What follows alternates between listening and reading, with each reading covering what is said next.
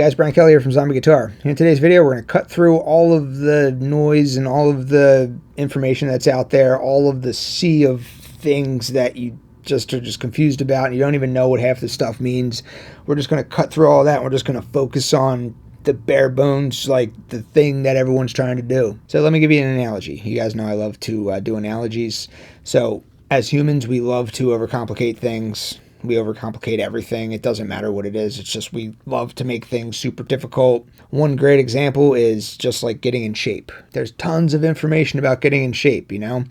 What rep range do I do? How many sets do I do? How much rest do I do in between sets?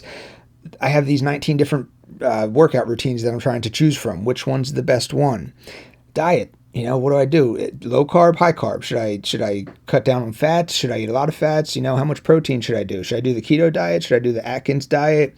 Should I do the macros? Should I count my macros? Do I need to count calories? Do calories matter? Do food choices matter? You know, like what do I do? All right, I'm just not even going to bother working out, and because it's too complicated. It's kind of similar. It's kind of similar to how guitar players are. They get overwhelmed with the sea of information and they don't know how to sift through and determine what exactly is important. So when it comes to the working out stuff, if you just kind of ignore everything and you just go to the gym like 4 days a week, focus on squats, deadlifts, bench presses, overhead presses, pull-ups, and then as far as the diet goes, just eat like 3 good meals a day. What constitutes a good meal? I don't know, like, are vegetables good? Yeah. Okay, use common sense, you know, eat 3 good meals a day, go to the gym 4 days a week, do that for like 2 or 3 years, you're going to be in pretty good shape, right? That's the foundational stuff. That's the fundamentals. After 3 years, then you can kind of really hone in, really kind of like dive in, like, okay, maybe I want to try this keto diet out or something, or maybe I want to try out this specific routine or something like that. That's after you already have the foundation down. You're diving into the specifics. So when it comes to soloing on the guitar, the thing that most guitar players are trying to do when they're at these beginning stages of trying to learn what this whole fretboard is all about, what they're trying to do is simply to learn how to play in key. That's it. They're trying to learn a pattern, and it's a movable pattern that applies to all the keys on the guitar. That's what they're trying to do. They don't know how to ask that question. They don't know how to type that into the search bar, you know? They hear someone, they watch a video, and they're like, wow, that guy's awesome. He's all up and down the neck. He sounds great, you know? I want to do that. But how do you type that into Google? So here's a recent question that I got on one of my older videos, one of my caged videos. It's a very long question, but I just want to talk about this one part of it, and this is what inspired this video here today. So the thing one can't know is how much time is needed on each part, determining which notes are in a scale, what the relative positions are for those notes, depending on what fret string you're starting from, how to construct a chord, what some of the terms like arpeggiate mean, how long one needs to spend on each of these subjects to really have it memorized, to remember it in an instant while playing, so on and so forth. Like, they don't know what they're searching for. They don't know what they're asking. Like, they know what they want to do. They're like, I want to sound like that guy. He sounds good. How do I do that? Google, make me sound like that guy. And Google's like, oh, blah, blah, blah. And you just get all this like sea of information. So what you're trying to do, what this foundational information is that you're trying to learn that you don't know how to ask for, is you're trying to play in key. I refer to this as layer 1. Layer 1 is huge. It's huge. You do this, spend 2-3 years on just this thing, you're going to be so happy. You're going to come so far. You're going to love, you're going to be able to solo along with backing tracks in any key, major keys, minor keys, whatever. You're going to be able to jam with the band. You don't even need to know the chords that they're playing. You just say, hey, what key are you playing in? Oh, you're in the key of B major? Cool. Oh, you're in the key of C minor? Cool. That's it. That's all you need. You just need to know the key. And then you need to know how to play in key. In order to play in key, and the cool thing about the guitar is we can take a pattern-based approach to doing this. Of course, you can dive into traditional general music theory and learn all the notes on your fretboard and stuff like that, and you can do that. That's cool. I highly recommend doing that too.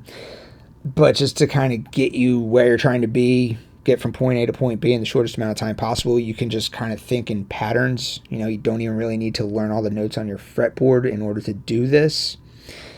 You're just trying to learn this big, giant pattern on the guitar. It's called the diatonic scale.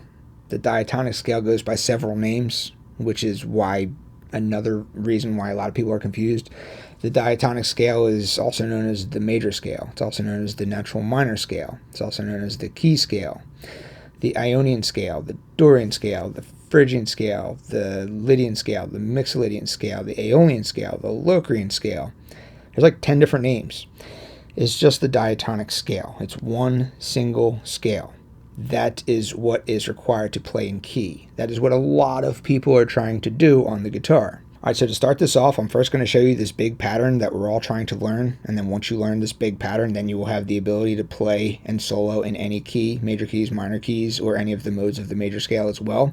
It's just one big pattern. I'm going to show you the pattern that extends 12 frets because everything on the guitar repeats every 12 frets. So the first fret is the same as the 13th fret. It's just an octave higher. And the second fret is the same as the 14th fret. So everything from here to here is exactly the same as from here to here. It just repeats an octave higher. Let me show you this pattern. This is the pattern that you're trying to learn, and this is for the key of G major or the key of E minor. They're a relative major-minor pair. This pattern is movable. This pattern applies to all keys on the guitar. Depending on which key you're playing in determines on how much you need to move this pattern around. So what you're looking at right now is for the key of G major or the key of E minor. If we want to play in the key of, say, A flat major, F minor, you just take the whole pattern and you just move it up by a fret. If you want to play in the key of A major, F sharp minor, you just move the pattern up another fret. So as you can see, the pattern is exactly the same regardless of what key you're in. So you need to learn this pattern one single time, and then you can play in any key, and you can also play in any mode of the major scale as well. I'm reluctant to use the word mode because that is one of the big sources of confusion when it comes to all this. That's lots and lots of bad information surrounding modes, okay? So let's just forget I said that. Don't even just forget I said modes, okay? Never happened. Learning this big pattern will allow you to play in any key, major or minor, all right? Got that? Cool. So to learn this big giant pattern, we need to break it down into smaller patterns. So 3 ways to do this are, number 1, you can break this down into 7 smaller patterns, all of which connect together to form the larger pattern. This is commonly confused with modes, all right? There's 7 modes of the major scale, 7 patterns. People incorrectly label the names of these smaller patterns as modes. They're like, oh, well, if I play the Ionian mode, plus the Dorian mode, plus the Phrygian mode, plus the Lydian mode, plus the Mixolydian mode, plus the Aeolian mode, plus the Locrian mode, I've accomplished my goal of playing this big giant pattern. This is I mean, I guess it's a good thing, but it's also a bad thing because this is where all the misinformation about modes comes from, you know? Because it gets the job done. People are like, oh, I need to do this thing. I don't know how to ask this question in Google. But then someone came along in some guitar group or something and said, hey, learn your modes, bro. So then I went and I looked up modes and I found these 7 patterns that all connected together, allowing me to accomplish this goal. And I'm like, oh, cool, modes was the answer. Oh, cool. And then the next time someone else asks that same question, they're like, oh, you got to learn your modes, bro, you know? Oh, learn your modes, bro. And it just goes like that, you know? And then everyone thinks that that's modes are that, you know? So that's one of the misconceptions. Another way that you could do this is you could break it down into 5 patterns instead of 7. And this is what is commonly confused with the caged system. That was what my video from last week was about, the big rant that I did. You want to check that one out. A lot of people are like, okay, so the C pattern and the A pattern, the G pattern, the E pattern, the D pattern. You connect all those smaller patterns together and they form this big giant pattern. Oh, cool, is the cage system. That's what I needed. Cool. I didn't know how to ask for it. I didn't know what to type into Google, but now I know it's the cage system, you know? So next time someone else asks that question, but they don't know how to ask the question, someone comes along and it's like, hey, learn the cage system, bro. You know, and then that's like, oh, cool, cage system. That accomplished what I was trying to do. Cool, got it. I know the cage system. And then that's how that misinformation gets spread around. So, yeah, that's another thing. It's not modes. It's not the cage system. We're just trying to learn the diatonic scale pattern. All right. You can break it down into 7 patterns. You can break it down into 5 patterns. I prefer to break it down into 3 patterns. That's what I'm going to show you how to do here in this video. You don't really hear this talked about a lot because there's nothing to confuse it with. Everyone's saying, hey, learn your modes, bro, when a lot of them are just talking about, you know, learning the 7 pattern method. And then everyone's like, oh, learn the cage system, bro, when they're really just talking about the 5 pattern way of doing this. You can do it in 3 patterns as well, but there's really nothing to confuse it with, so no one talks about it, and that's why when people hear about this amazing 3 pattern method, they're like, whoa, this is mind-blowing stuff. I've never heard of this before. No one talks about it because there's nothing to confuse it with. Anyway, let's look at the 3 pattern method now. To locate these 3 patterns based on the key that you are trying to play in, sometimes you will need to take your index finger and place it on the scale root note, otherwise known as the tonic note. And you're going to put that on either the low E string or on the A string. This means that the prerequisite to doing this would be to know the notes on your low E string and on your A string. You don't really need to worry about the notes on the rest of the strings in order to accomplish what we're trying to do here. And then sometimes you're going to need to do the same thing, but with your pinky. So the only information that you need in order to do this is simply what the key is. Are we in the key of C minor? Okay, cool, that's all the information I need. Are we in the key of B major? Cool, that's all the information I need. E flat major? Cool, gotcha. You just need to know the key information, that's it. Now, depending on whether the key that you're trying to play in is a major key or a minor key is going to dictate whether you use your index finger to locate one of the 3 patterns or your pinky finger to locate one of the 3 patterns. So you do need to know the actual note. Is it C minor or B major or whatever? But then you also have to pay attention to the minor or the major aspect of it. Now keep in mind, every major key has a relative minor key and vice versa. Every minor key has a relative major key, which means that once you identify these 3 patterns for any one single key, those patterns are going to be exactly the same and in the exact same location on the fretboard for its relative minor counterpart and vice versa. So just to kind of show you what I mean, we're going to start out with a relative major minor pair. So we're going to locate these 3 patterns for a minor key, and then we're going to locate the exact same 3 patterns for the relative major of that minor key.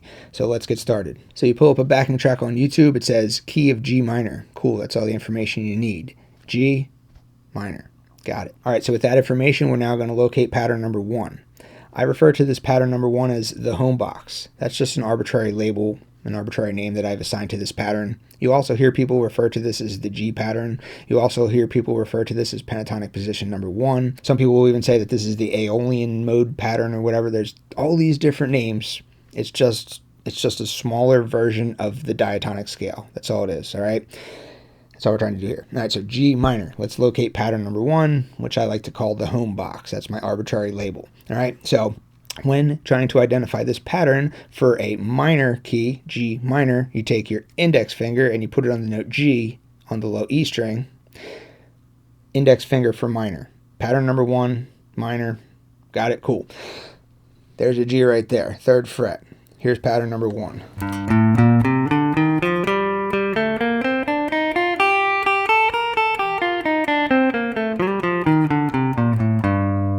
All right, so there's pattern number 1. That's not too bad, right? You're already well on your way to accomplishing this goal that we're trying to do. Let's now locate pattern number 2.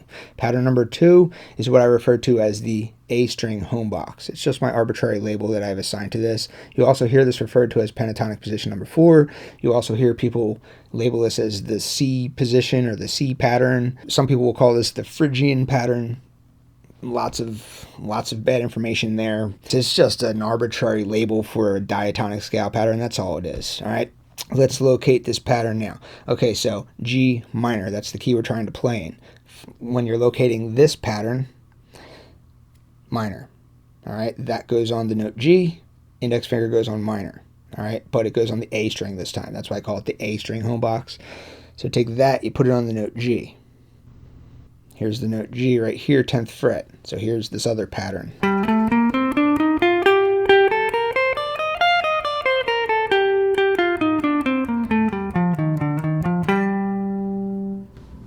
That's the 2nd pattern. All right, so far we've covered from here to about here. All right, so, but we have some stuff to fill in the middle here. We got just 2 patterns. We covered a lot of what we're trying to do here, so let's just fill in the rest. All right, so we're in the key of G minor here. So for this pattern, minor, pinky goes on the root note or the tonic note. So this goes on G on the A string. All right, it's going to take a little bit of practice. I know you can get things mixed up, index and pinky, major, minor, and all that stuff.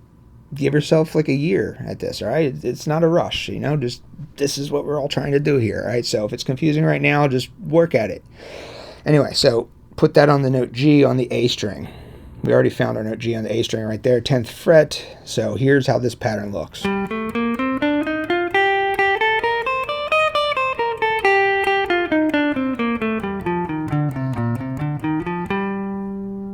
We have now covered our 12th fret area for the key of G minor by using these 3 patterns.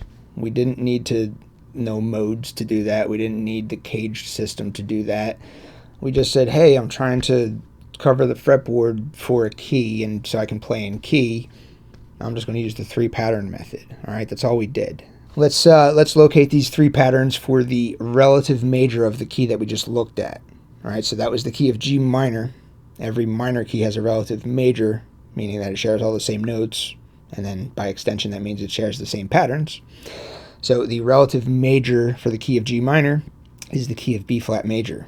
If you ever want to know what your relative major minor pairs are, you just look at the circle of fifths, the one that has an inner circle and an outer circle.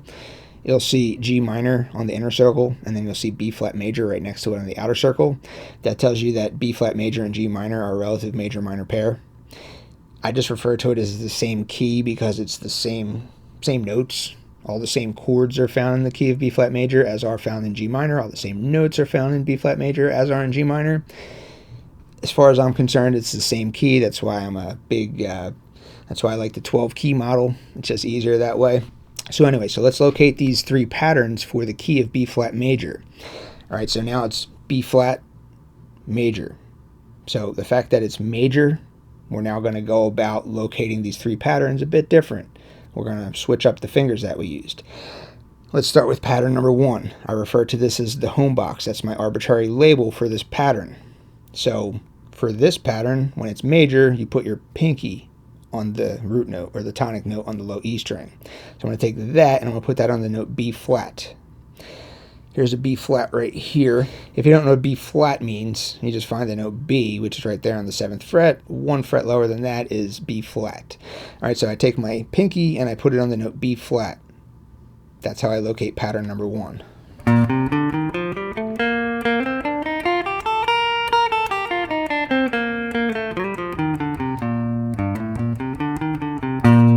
There's pattern number 1. Notice that it's the exact same pattern that we just looked at previously for the key of G minor.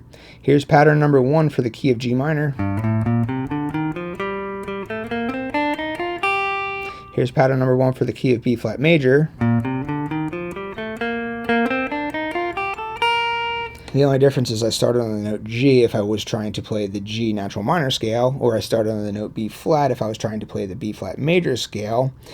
But ultimately, I just played the same exact pattern. It's just the diatonic scale for this particular key that we're trying to play in. It's just I went about locating the pattern for minor, for major. Let's now jump on to the second pattern, which I refer to as the A string home box. It's just my arbitrary label for that pattern. To locate this pattern for a major key, so we're in B flat major now. Again, we're going to take our pinky and we're going to put it on the note B flat on the A string. So let's find that. So here's a B flat right here, 13th fret of the A string, and that's how we locate this pattern. So here's pattern number 2 for the key of B flat major.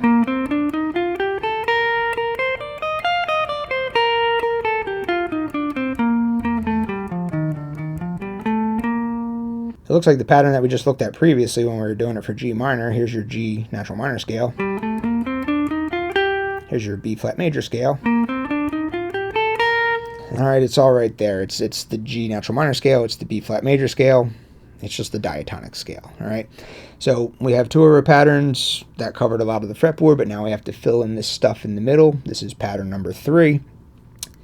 A lot of people will refer to this as the Ionian mode pattern. Again, that's just an arbitrary label. It's nothing to do with modes. This is not modes. We're just breaking down the diatonic scale into smaller patterns. But you will very commonly hear people call this the Ionian mode. It is not the Ionian mode. We haven't even... No modes. No modes. All right. So to identify this pattern right here, this third pattern, which I arbitrarily have labeled as the 3-note per string pattern, within my 3 pattern method, I have the home box, I have the A string home box, and then I have the 3-note per string pattern. Those are my 3 patterns. Call them pattern 1, 2, 3. Call them pattern ABC. column pattern, red, black, and yellow, whatever you want to call them. It's arbitrarily labels. That's it. To locate this third pattern for a major key, that goes on the major scale root or the tonic note on the low E string. So B flat, take that, put it on the note B flat. There it is, right there, 6th fret of the low E string.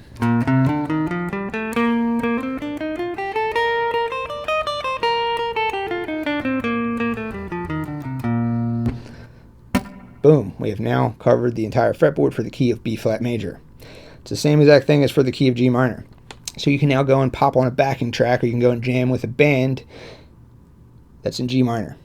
Or you can do the same thing for the key of B flat major. You now know how to do that. The cool thing is you can take this process and you can do it for any key. It doesn't matter. It's a major key, it's a minor key. The process is exactly the same. Hopefully I'm getting the point across that this is just arbitrary labels for these diatonic scale patterns. This is not the Cage system. This is not modes. This is just breaking the diatonic scale down into 3 patterns instead of breaking it down into 5 patterns, or instead of breaking it down into 7 patterns.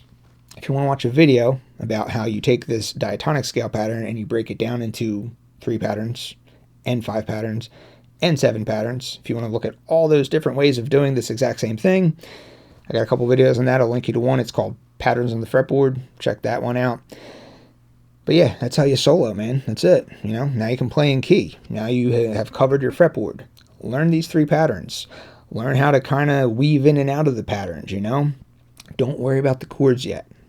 That'll come later. Different objective, all right? Don't worry about the chords just yet. Your ear is going to guide you to the right notes. So as you're playing around in these scale patterns and stuff like that, there's going to be a chord progression happening. Some notes are going to sound better than others, depending on the underlying chord that's playing. Your ear is going to tell you that. So even though you might not be aware of what chords are playing, you may not know how to locate chord shapes on the fretboard. You may think that chord tone targeting is some astronomical task that you're never going to be able to do. It's not easy. It's definitely not an easy thing to do. Don't worry about it. You know, we're just focused on the going to the gym 4 days a week and eating 3 relatively healthy meals a day at this point. All right. We're not worried about the Cage system. We're not worried about modes. We're not worried about intervals. We're not worried about any of that stuff. Just learn to play in key and then let your ear do the rest. And that's going to end this lesson. Hope you guys enjoyed this one. Thanks for watching.